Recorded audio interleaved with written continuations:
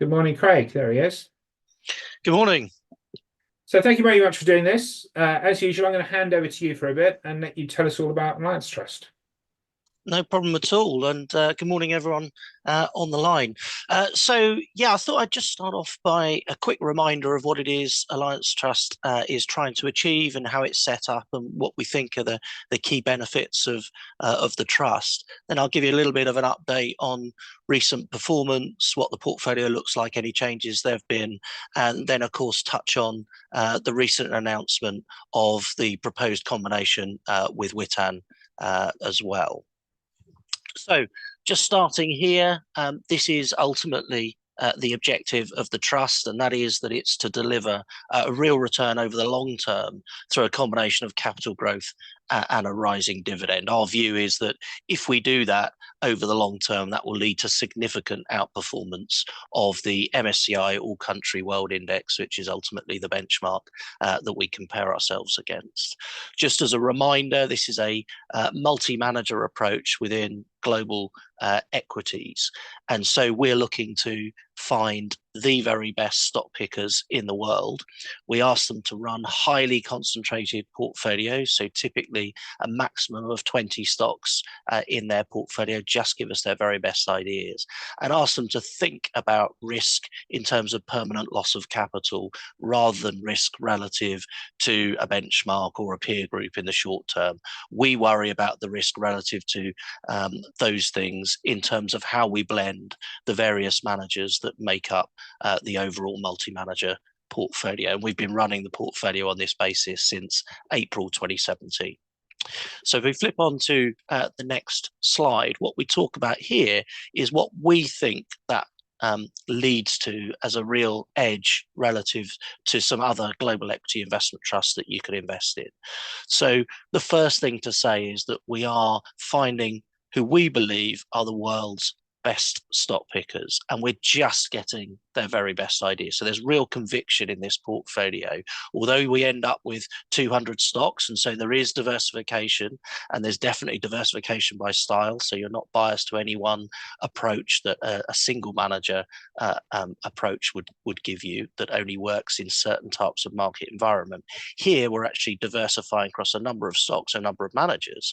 However, within that 200 stocks, every single one of those stocks is someone's very best idea, and they know that company inside out and have spent a lot of time uncovering all the issues and really understanding the true growth drivers of that company. So that's really what it's about, and you end up with active money, so how different the portfolio looks relative to the benchmark, that's much higher in this multi-manager approach than you even find in many single manager approaches, whereas certainly much higher active money than you would get in a typical multi-manager approach, because the two things that multi-manager often have as a problem is that they become over diversified. Well, we stop that with this high conviction approach, or they become too expensive. Well, actually, we've been able to do this at a very compelling cost of around 60 basis points OCR.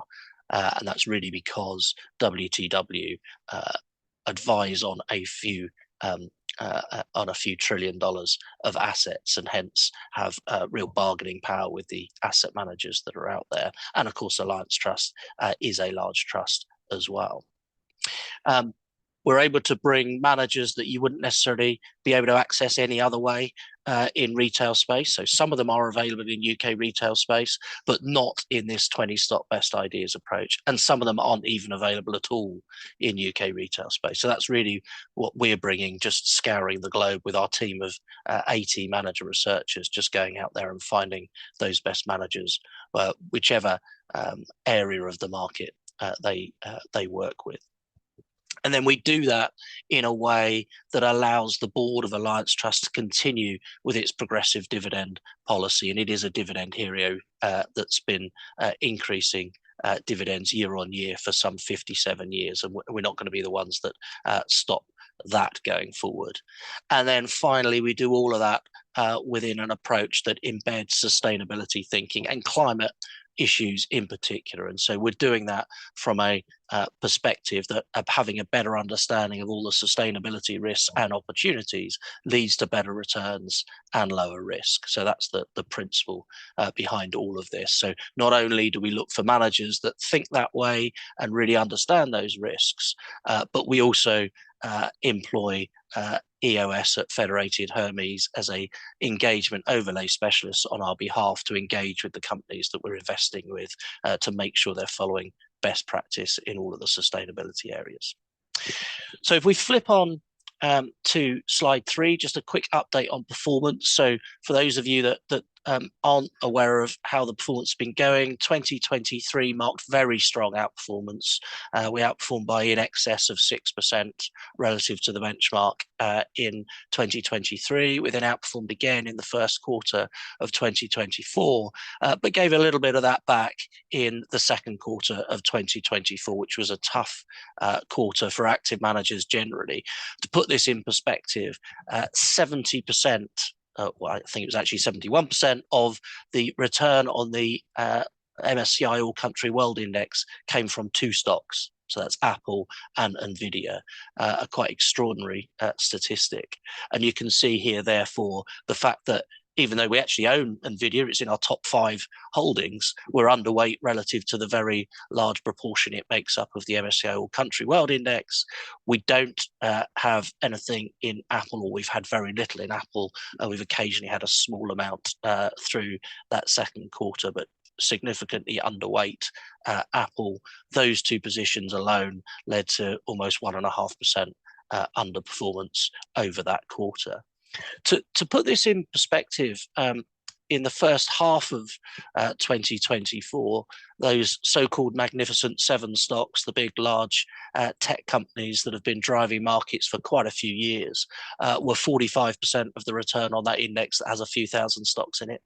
And Nvidia alone was half of that, 22.5% of the return for the full 6-month period. Interestingly, the market cap indices typically perform in line with or worse than the equal weighted version of that index if you just had the same weight to each of the stocks that make up that market cap index. But there have been just 15 times out of 750 observations of this where the market cap index has outperformed the equal weighted index by more than 10% because it's been driven by a small number of very large companies that are disproportionate weightings in the index. And the first 6 months of 2024 was one of those. That's about the most extreme it's ever been in history. So that's kind of a bit of backdrop as to the very recent performance. As you can imagine, it was the growth managers that had done a bit better, and the value managers had done a bit worse within our lineup over that period. GQG in particular had done particularly well. Some of the value managers had struggled a bit more. If we flip on to the next slide, just putting that in context though, we have still got strong performance over the 3, 5, and indeed now 7 and a bit years that we've been managing this portfolio. It's been tough to beat the index. Most active managers have struggled, and you can see that by the fact that over that 3 and 5 years, we've done just above index, but that's significantly above the peer group in each of those indices. And we've done that with much lower volatility because of this multi-manager approach, where we take out that style problem and really just give you the strong stock selection that's coming through from each of the managers. If we then flip on to the next slide, what we've got here is the current lineup by manager. And you'll see there's 10 managers, actually 11 portfolios. GQG run 2 portfolios. So excluding GQG, all of the others run a best ideas maximum of 20 stocks, some of them, more like 10, 15 stocks, but maximum of 20 stocks, go anywhere, find us your best ideas. Now, naturally, some of them are a bit more focused in some areas of the market than others. So whilst most of them think genuinely globally, a couple of them tend to have more in the US. So Lyrical, for example, tends to be focused more on the US, as does Vulcan. And Dalton focuses on Japan, but the others are global. GQG run two portfolios for us. So one is that best ideas go anywhere, truly global portfolio. That's the 15% allocation. And one is a specialist emerging market portfolio. So that's the one portfolio where they're allowed to own more than 20 stocks.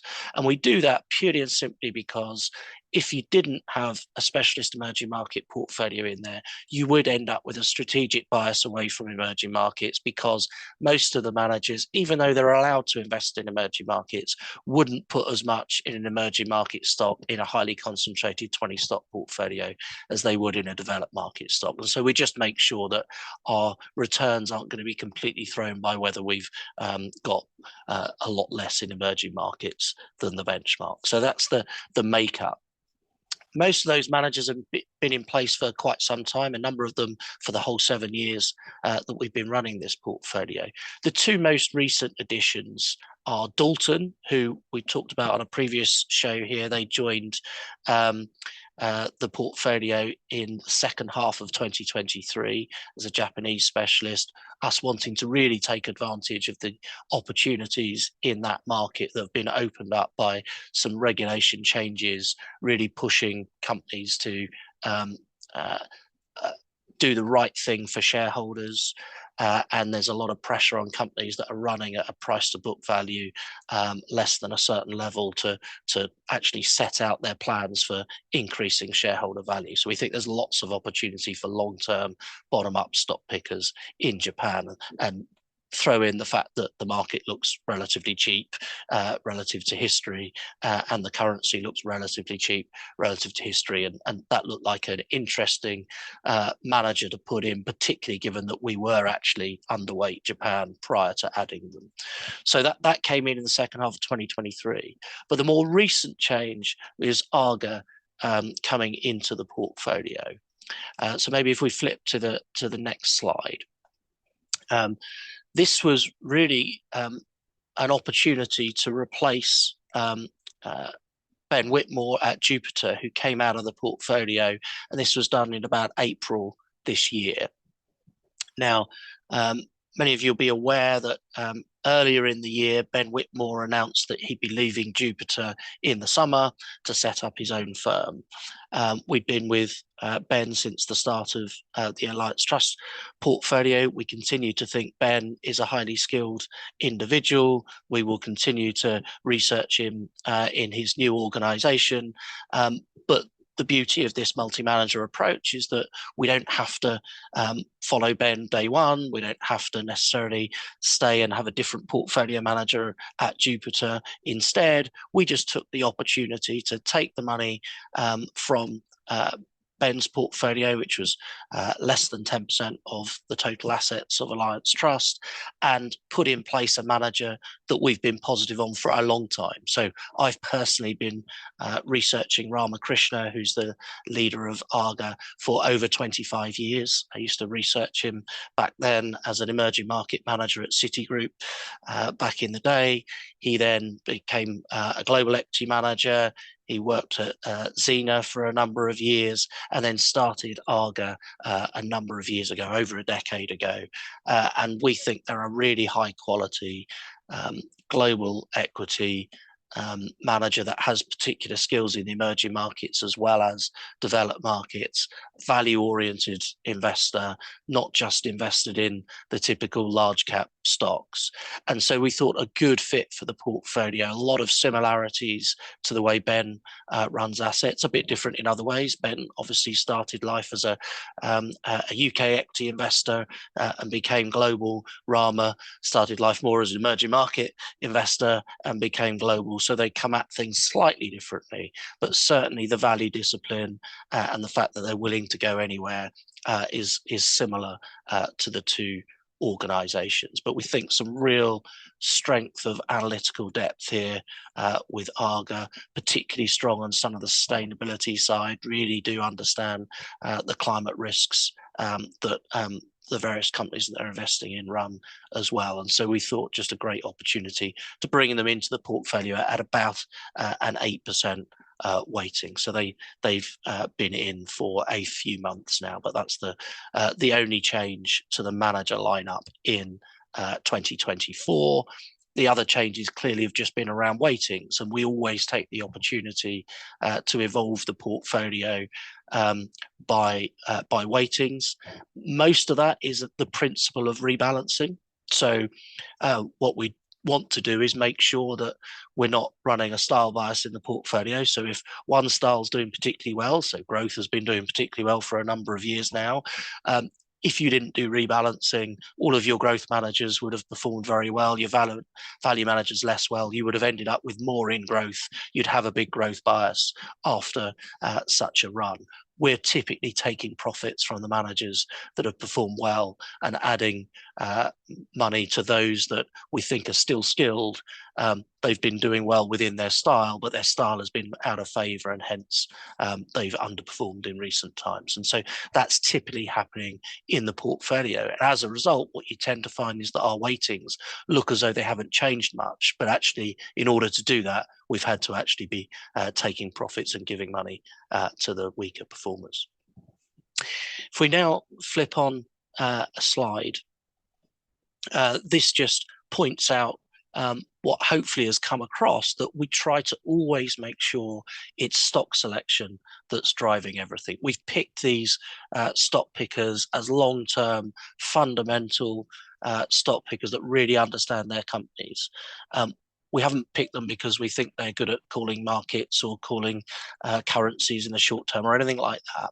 So what we do is we blend them, and that's mainly where the weightings come from in these managers, in such a way such that from a top-down perspective, the portfolio looks pretty boring. It looks, pretty close to what the benchmark looks like. The only real bias we tend to have is that we're on average a bit underweight the larger mega cap and overweight the sort of mid cap area, just because if you ask people to find their very best ideas in the world, on average they're not the ones that are the most highly covered by the sell side research and have gone up the most by definition, which are the largest companies in the index. So we tend to have that slight bias in the portfolio, although it's not enormous.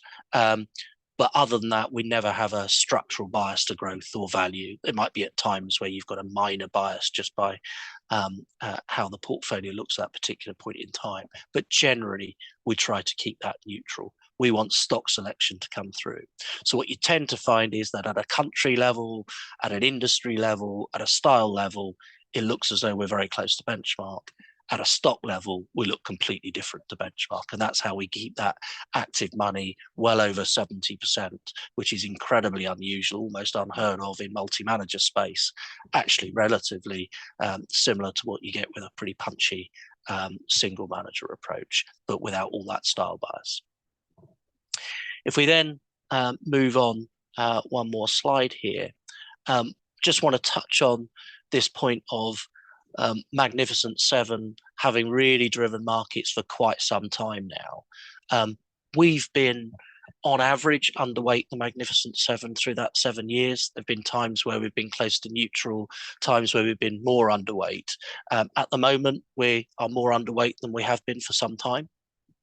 But it's still never going to dominate our portfolio. We're not just going to have only whether the Magnificent Seven go up or down is what drives our portfolio. So we do have exposure to the Magnificent Seven, but we are in aggregate underweight. We're overweight things like Alphabet and Amazon. We're underweight all of the others, and in particular Apple, and then to a lesser extent Nvidia, albeit that we've still got a reasonable weighting to the latter of those.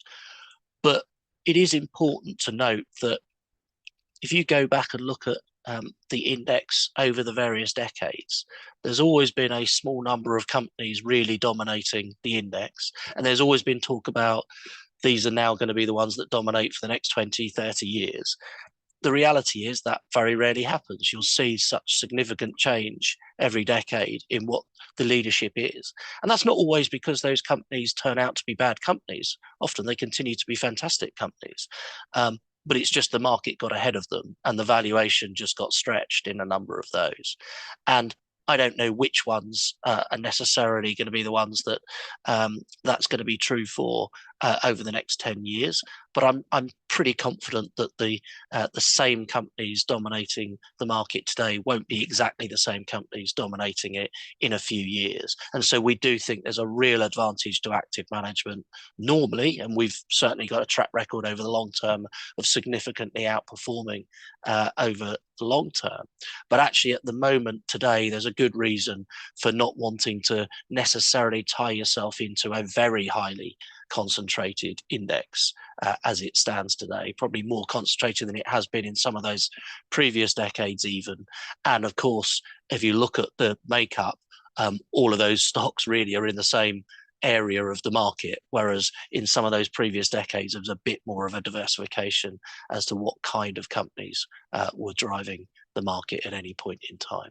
So some dangers there potentially about passive management. Now, that's not to say I'd be negative on passive management. I think it's a very good option rather than necessarily a single approach with a single manager that's going to come with all sorts of volatility. But we do think this blended approach of the world's best stock pickers, taking out that style problem, at the moment, when you've got such a highly concentrated portfolio, looks particularly attractive. And certainly that paid real rewards in 2023, and we think is going to continue to do so from here. If we just flick on to the outlook before I touch on the more recent announcement about the potential combination with Witan. We still think some macro risks remain high. There's a lot going on. We've got a US election coming up that brings uncertainty with it. We've got a new government in the UK. We've still got the war between Russia and Ukraine. There's all sorts of geopolitical issues going on elsewhere. There are risks remaining high from a top-down perspective. Now, we're incredibly excited about the portfolio from a bottom-up perspective that we've got. And we think it looks as though it's got some real latent value there, more so than in lots of periods in the past. But we are cautious at a top-down level. And so whilst not negative on equities, we are at the lower end of our typical gearing range on the trust as it stands today. So we're typically in the 7.5 to 12.5% gross gearing. We're down more at the sort of 7.5, 8% level as we stand today. But we think volatility in markets that's likely to be around the election, what happens to interest rates and inflation, that's going to throw up great opportunities for long-term stock pickers. So we're genuinely excited about that. And of course, because we're with managers that think about long-term fundamentals, that's going to matter even more with interest rates where they are today than when there was almost free money for a long period of time before those interest rates rose. And so we think that's going to come to the fore in the portfolio.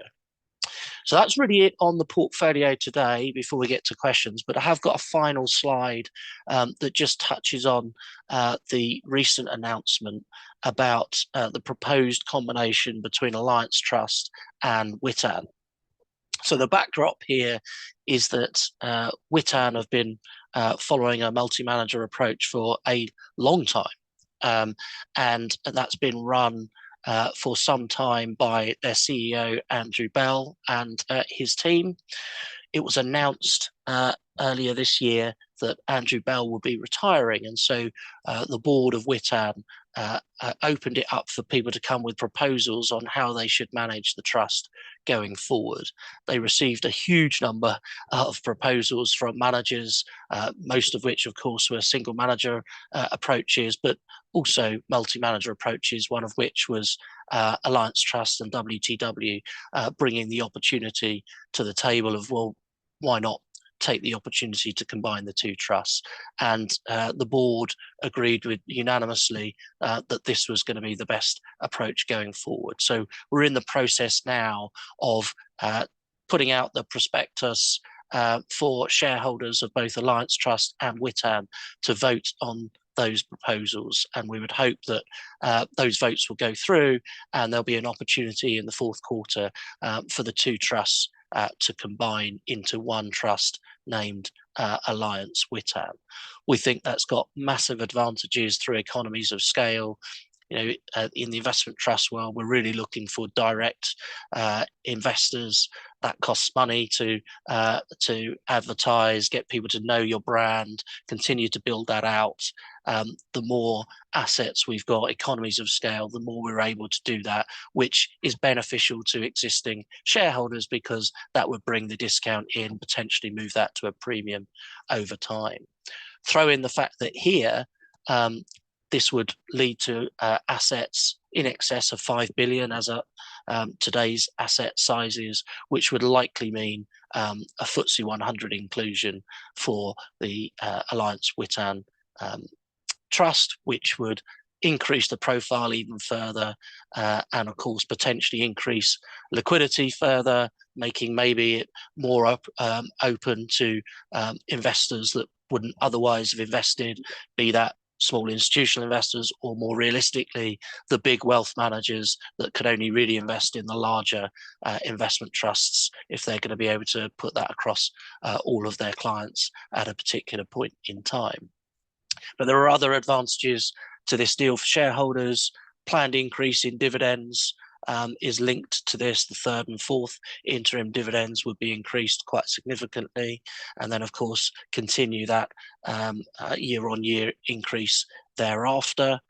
All of the costs of this for shareholders will be covered either by a fee contribution from ourselves or the cash tender exit in the case of the Witan shareholders, and so this should be NAV accretive, certainly not NAV dilutive. And for Alliance Trust shareholders, no change in investment approach whatsoever. WTW will continue to run the portfolio in exactly the same way going forward, just under the Alliance Witan brand rather than the Alliance Trust brand. So that's really the key things I wanted to get across, James, but I know there'll be some questions coming out of some of that. Yeah, no, I think we've got a few already. Let's start off with the kind of macro type things. Obviously, against the context of what you said about trying to keep it all neutral, do you think the US market, and in particular the sort of AI type things, might be overvalued? Yeah. So we certainly think that the market is potentially ripe for a bit of a correction. Now, are we sitting here saying we think this is massively overvalued, you should be massively reducing your equity exposure generally and so on? No, we're not in that position. We think the fundamentals are still pretty strong, but the US has had such a good run that we do think there's the potential for a correction there. We are, we don't run big country positions, but we are underweight US equities. A lot of the managers are finding opportunities outside of the US that they think look particularly attractive. We actually spend a fair bit of time making sure that that underweight doesn't get too big so that it's driving performance.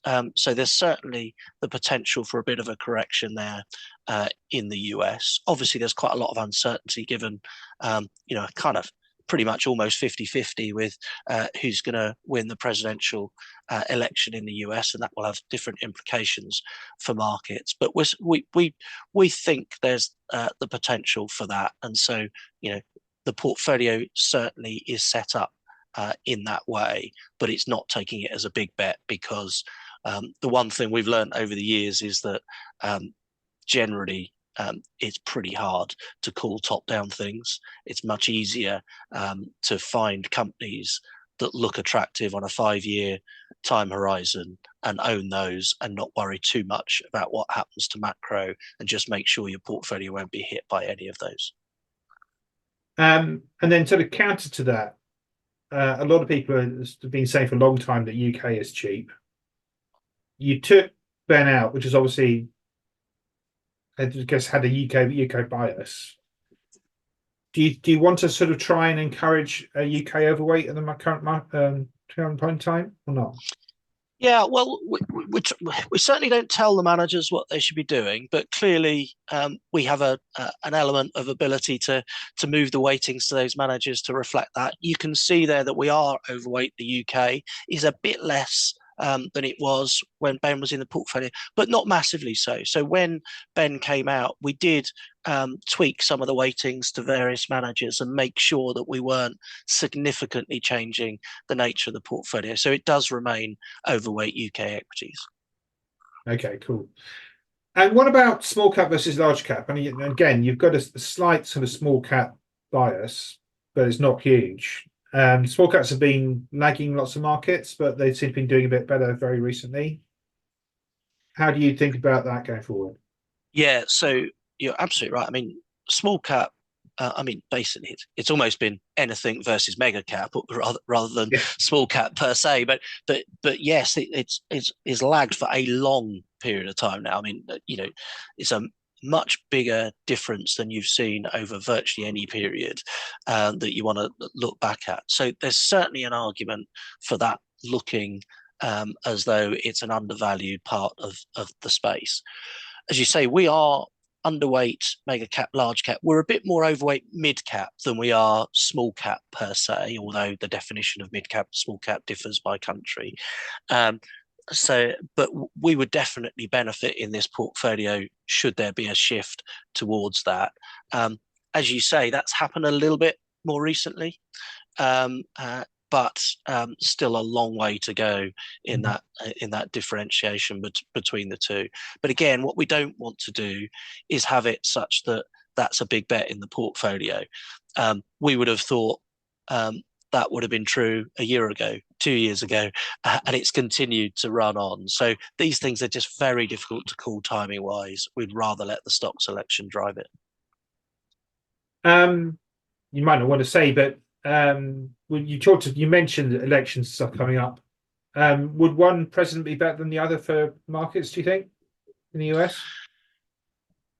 It's a difficult one. We did a bit of analysis as to what what areas of the market have tended to do well when the probability of a Trump win versus a Democrat win has been on there.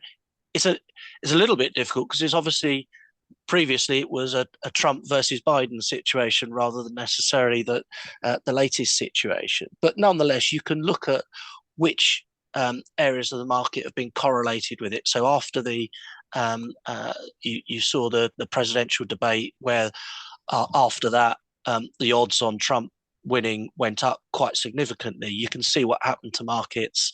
The domestically focused stocks did particularly well. On average, the market did pretty well on the back of that, and things like renewable energy did poorly. You'd expect some of those things, but actually, if you look at a lot of the statistics historically, they tend to show that it almost doesn't make a lot of difference who the president is if you take a decent time period. That's not to say there wouldn't be a reaction in the short term, but it probably won't make a huge amount of difference to the fundamental picture if you're a bottom-up stock picker. But certainly, you would see more of a domestic focus with a Trump presidency, given the likely tariffs on certain things and the focus on domestic side, and a bit less obviously on the renewable side of things than if it was a Democrat one. But in terms of which would lead to better outcomes over a long period of time, difficult to call that there'd be that much difference. Fair enough. The other big thing that's going on, obviously, is that we've had an interest rate cut in the UK. We're expecting one. Hopefully, will come in the US in September. It'll be interesting if it doesn't. Is that going to cause a shift between who does well in terms of growth and value?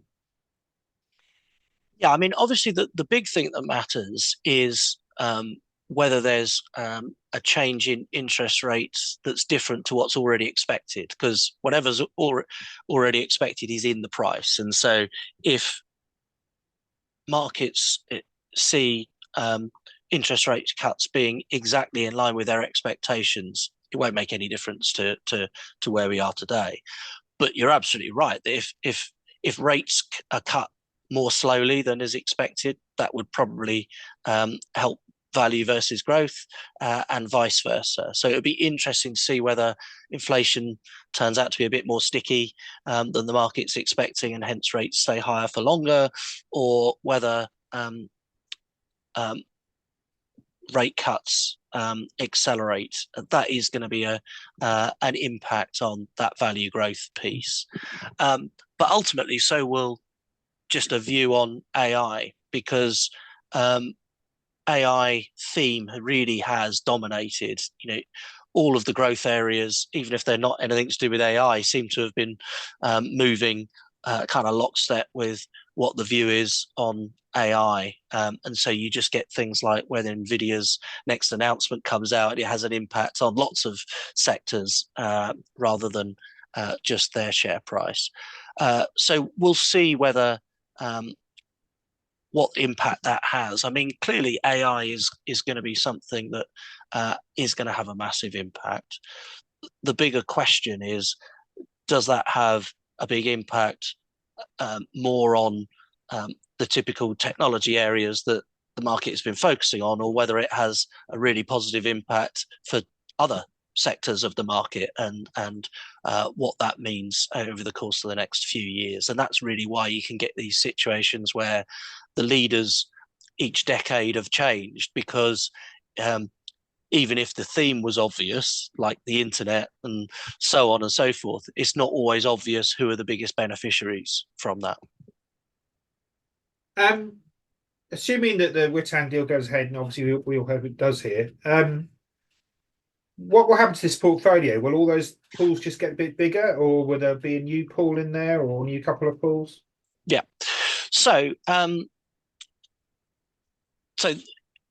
in general, you would expect it to look very similar day one to this. But of course, we take the opportunity to look at the portfolio, and we're always thinking about, can we improve the portfolio at any, that's our job every day, to come in and say, if we were starting from scratch, could we build a better portfolio?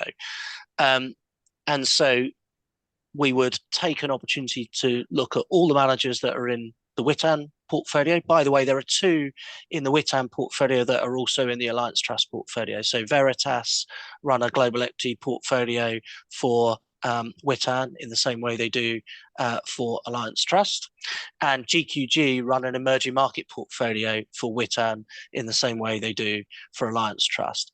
The other managers are different, and so we will take that opportunity. But of course, we know all of those managers already.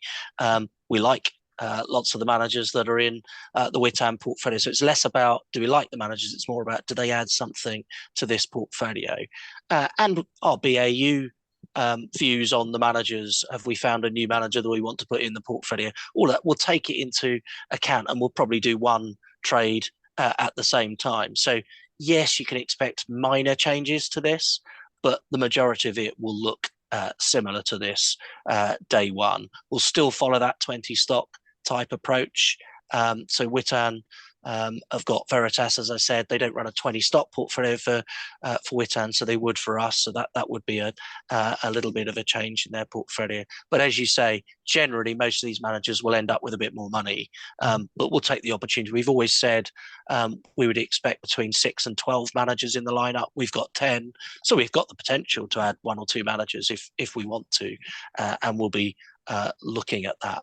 There is one thing I would just note, that Witan do own some investment trusts that are trading at a significant discount, some of them.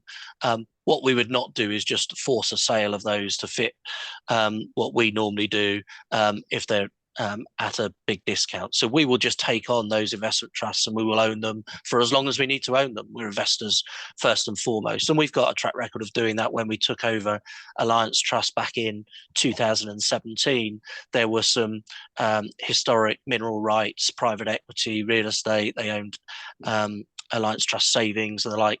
It actually amounted to about 11% of the portfolio back then, and we sold them over the course of a few years. We didn't just force sale them; we did it when it was in the best interests of shareholders. We'll do exactly the same here. But to put that in context, they make up less than 3% of the total assets that Alliance Witan would have should the deal go through. Fair enough. That's helpful. Thank you. Just one question about Jupiter. So obviously the review of the position was triggered when he decided to leave Jupiter and go off on his own. Was there anything he could have done that would have changed your mind and let them stay in the portfolio, or was it more about the big picture about what he was doing and how that fitted? Yeah, I mean, look, there's obviously when that announcement came out, we had a few options. One would have been to stay with Jupiter and have an alternative portfolio manager. One would have been to follow Ben to his new organisation. One would have been to just take the cash and give it to our existing lineup of managers, and one would have been to replace him, which is what we ultimately ended up doing. Quite frankly, all four of those are perfectly sensible approaches. It wasn't like, oh, we're unequivocally not going to do A, B, or C. We thought about all of them, and we still rate Ben. But look, we don't need to necessarily follow him day one. We can look at how things bed down, how the team builds out, how the operational side of things are put together. We've got a big operational due diligence team at WTW that can go in and look into all of those. That is particularly heightened when it's a new organisation. We can see how the team builds out and how the kind of teamwork goes on but between the various individuals. So we've still always got the possibility of using Ben at a later point. Actually, I sometimes use this example. So Rajiv Jain, who is the key portfolio manager at GQG, we actually invested with Rajiv when he was at Vontobel back in the day in our institutional version of Alliance Trust. And he announced, very similar to Ben, that he was leaving to set up his own organisation, but he was still going to be there for a couple of months. We actually took the money away from Rajiv, and we didn't follow him day one to GQG. We were actually in his offices day one when they still had boxes and everything, doing research meetings and the like. But we waited until we were comfortable that they'd built out the infrastructure, they built out the research team, and then we added GQG to the portfolio. Now, obviously, Alliance Trust started after that point, and so he came in day one on Alliance Trust. But it's just an interesting example that we did something similar before. Now, that's not to say we'll definitely put Ben into this portfolio or one of our other portfolios in future, but it shows that it's not ruled out, and we will continue to research Ben going forward. Great, thank you. Just I think one final question then, because from me, because there's no more here on the board. About the gearing. So would you ever run that down? What's the sort of range that you use for the gearing? Would you run that down to 0 or? Yeah, so technically we can. So the way it works is that the board have set us a strategic gross gearing level of 10%, and they say to us, you manage it however you want between 7.5 and 12.5. If you want to go outside of those ranges, that's fine, but come and talk to us as a board and we'll agree it or not, but we'll agree that. So there could be a scenario where we think we're unbelievably negative on markets. We really think they're going to fall. We'd want to get that gearing down to 0. We can go and have that conversation with the board. Equally, it could be that after a fall in markets, we think it looks incredibly attractive. We want to go right the way up to 20% or more. We can do that, but we have to get board approval. And that makes sense because we've sold this as being driven by stock selection. We don't want it to be us swinging around the gearing and that's what's dominating returns. But equally, we don't want to be in a situation where we can't take advantage of an outsized position. Today, we're not sitting here, although we're at the cautious end and we're at the sort of 7.5%, 8% gearing, we're not sitting here thinking our central expectation is for a massive fall in equities. So we're not having that conversation with the board today. But there is the potential for us to do that should we ever get to that situation. Great. Thank you very much, Craig. I think we've covered a lot of ground. Good luck with all of the combination stuff. And then we get some documents, I think, fairly soon, and then people get to vote. So we'll see how all that goes and get you back on again next year sometime. Thanks very much. Nice to talk to you, James. Thank you. Bye. So next week we're back talking to the manager of STS Global Income and Growth, which is obviously bigger than last time we talked to because it's absorbed Troy Income and Growth since then. And then, as usual, we've got a full lineup going all the way out to the end of the year. And we've got our quarterly panel show coming up on the 20th of September. So thank you very much for your time this week. Have a good weekend, and we'll see you next week.